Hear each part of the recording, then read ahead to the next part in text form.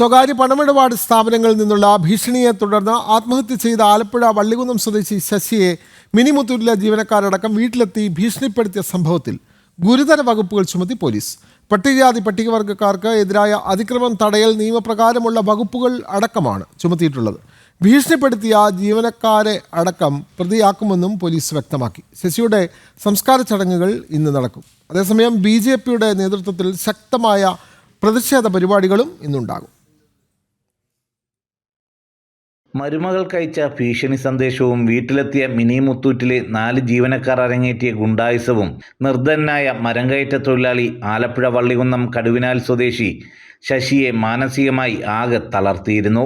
അധിക്ഷേപ വാക്കുകൾ ചൊരിഞ്ഞ മിനി മുത്തൂറ്റിലെ ജീവനക്കാർക്ക് മുന്നിൽ വിറങ്ങലിച്ചു നിന്ന ശശി പിന്നീട് സ്വയം ജീവനൊടുക്കിയപ്പോൾ അത് സമൂഹത്തിൽ ഇന്ന് സ്വകാര്യ പണമിടപാട് സ്ഥാപനങ്ങൾ നടപ്പാക്കുന്ന ചൂഷണത്തിൻ്റെയും ഗുണ്ടായുസത്തിൻ്റെയും രക്തസാക്ഷിത്വമായി മാറുകയായിരുന്നു.